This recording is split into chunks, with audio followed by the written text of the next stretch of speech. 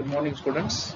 With due respect to the departmental initiative on the creation and development of e-content, in this session, we will study and discuss on payback period method for the program BCom subject Financial Management, 5th semester of Vijayanagara Sri Krishna Deva University, Ballari. What is a payback period? Payback period is also known as a payout period or a payout period or a replacement period method. Under this method, the number of years required to recover the original cash outlay invested in a project. Payback period means the period in which the amount invested is recovered. It is very useful in capital budgeting decisions because the management has to take the decision on investment on various projects, or sometimes it has to rank the projects or priority the project. So the payback period helps the management in taking the decisions. As per this method, a project or a proposal which gives lower payback period is accepted, or it should be ranked first while making the capital budgeting decisions. Payback period formula is payback period is equal to original cost of an asset divided by annual cash inflows. The formula is very simple. Original cost of the asset should be divided by the annual cash inflows. These are the two important terms over here. The first important term, that is annual cash inflow. How to calculate the annual cash inflow? Annual cash inflow means the net profit after tax and before depreciation. But in financial accounting, we find the profit after depreciation. So we need to find out the annual cash inflow by using the following specimen. So the profit before tax or the net profit as per the income statement is given that you have to take less tax at a given percentage. You will get the profit after tax, and profit after tax should be added with the amount of depreciation, and that is the annual cash inflow. Another method is there. Sometimes the net profit is not given. They may give you the sales in the question. So take the sales, that is the total sales including cash and credit sales. From that sales you have to minus the operating expenses and depreciation. You will get the profit before tax. Subtract the tax at a given percentage, you will find the profit after tax, and add depreciation, that is the profit after tax but before depreciation, or net cash inflows. Another important term, that is the original cost of an asset. It means the initial investment made by an organization, or it is the total cash outflows. So the total cost of the project is to be ascertained, that is the cost of land, building, or the cost of installation charges, erection charges, working capital requirement charges. These all are to be added, and that becomes the total cost of an asset. If the tax concession is given, that tax concession is to be subtracted, and you will find out the cost of the project or total cash outlays. Students, here you have to remember the salvage value or the realizable amount is not to be considered while finding the total cost of an asset, because the salvage value is recovered at the end of the expiry life of the asset. So the payback period has certain merits and demerits. The first merit is simple and easy to understand. This method is very simple to calculate because the payback period method is calculated with a simple formula: the cost of an asset divided by the annual cash inflow. annual cash inflow is to be found and cost of asset is to be found, you will get the number of years. It considers the earning over the entire life of the project. This payback period considers the total earnings for the whole life of the asset. And third, a very important advantage of this method is it is based on the accounting concept of profit.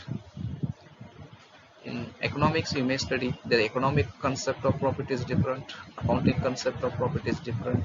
We, commerce students, you know the accounting concept of profit. That is the profit that you can find by preparing the income statement based on financial data. The major drawback of this method is it ignores the time value of money. What is time value of money? In economics, you might have studied the time value of money. It's a very important aspect of inflation. The rupee issued yesterday is much valuer than the rupee issued today. That concept has created or given birth to the interest concept. Another important drawback of the payback period is the cash inflow is not considered, but the net profit after tax is considered. Here the annual cash inflow is nothing but the net profit before depreciation and after tax. It may not resemble with the cash inflows. We can take a book example and from that we can analyze the merits and demerits of debit. Example here, from the following information, calculate payback period. Purchase price is given 3,80,000. Installation expenses is given 20,000. So the total cost of the asset is 4 lakh. Life of the machine is given 5 years. Tax rate is given 30%. And earning before depreciation and tax is given 2 lakh per annum. So here the payback period formula, you remember, payback period is equal to the cost of the asset divided by annual cash inflow, or we can say the total cash outflows divided by annual cash inflows. The first step, we have to find out the annual cash inflows or net cash inflows. In the question they have given you the profit before depreciation and tax, that is 2 lakh. You have to less depreciation. Here depreciation is given 80,000. How it is from 80,000, that we have to show in the next slide in the working note. So the profit before depreciation and tax 2 lakh less depreciation 80,000, it comes to 1,20,000. Less tax is given at 30%. So you calculate at 30% on the net profit after depreciation, that is 1,20,000. So 30% on 1,20,000, 12 3s are 36,000. Now the answer is profit after tax. Add depreciation, salvage value or any recovery of the working capital. Only depreciation what you have calculated, you add it back. So 84,000, add depreciation, that 80,000, total becomes 1,64,000. That is the annual cash inflows. In the working note here, how to calculate depreciation. And your PU level, you have studied the depreciation chapter in accounting. There are various methods. Straight line method is there, diminishing balance method is there, insurance fund method is there, revaluation method is there, various methods. Here, based on the information, you have to calculate the depreciation under straight line method. Here the cost of the asset divided by the life of the asset. The cost of the asset includes all the installation charges and minus the salvage value. Here you have to consider the salvage value. In this question the salvage value is not given. So the cost of the asset 3,80,000, installation and erection charges is given 20,000, it becomes 4 lakh, and the life of the asset is 5 years. With this 4 lakh asset, it will come for 5 years. So divided by 4 lakh divided by 5, it comes to 8,000. Now the computation of payback period. Payback period is equal to original cost of an asset divided by annual cash inflow. 4 lakh divided by 1,64,000, it comes to 2.439 years. Students, here you should remember 2.439 years. It means 2 years, 0.439 months. So you have to convert this into number of months. So 0.439 into 12, whatever the answer comes, that is the number of months. So you can say 2 years and that number of months. Even that also comes in fraction. Take that fraction into 30 days and you will get years, 2 years, number of months and number of days. That is the payback period. It means the cost of the asset will be recovered within this payback period. Another example, from the following information, calculate payback period of the machine M and N. Here there are two machines and estimated life of the machine M is 8 years, N is 10 years. So separately machine M and machine N you have to make, and here the management may think, management will compare the machine M and machine N and it will take the decisions. So the information, estimated life of the machine M and N is given, cost of machine is given 10,000, 54,000, estimated saving in scrap is given 1,000 and 1,600, estimated saving in direct wages is given, additional cost of supervision is given, additional cost of maintenance is given. So the information is given completely different. So there is another method to calculate the annual cash inflow. Annual cash inflow here calculated based on the total savings and minus total additional expenditure. So the estimated saving in the scrap machine M and machine N is given 1,000, 1,600.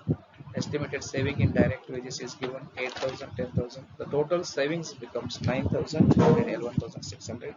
So the additional cost is given. Cost of supervision is 2,000 and 3,000, and additional cost of maintenance is given. So this, the amount given in the bracket, that should be taken, that should be minus from the total savings. You will find the annual cash inflows of the machine M and N. So the computation of the payback period is very simple. Machine M, payback period is equal to original cost of an asset. The cost of the asset is given 10,000 and annual cash inflow you have calculated, that is 5,000. So the answer is 2 years. And machine N is there. Payback period is given 24. Payback period is equal to original cost of an asset divided by annual cash inflow. So the original cost is given 24,000. Annual cash inflow we have computed, that is 6,000. So 24,000 divided by 6,000, that is 4 years. Now we can compare the machine M and machine N. The number of the payback period of machine M is 2 years and N is 4 years. So the management can think and it can take the decisions. So the payback period is a very simple concept in capital budgeting decisions. There are certain advancement or certain improvements in this payback period. This is not alone is a concrete one. It has given birth to the further developments. Anyhow, the payback period, in a glance, it gives an idea to the management whether to take the decisions or not. The references, the management accounting, principle and practice, the book written by Shashi and Sharma, and also the book written by G.B. Baligar on financial management. These are the references. Thank you, boys. See you in the next class.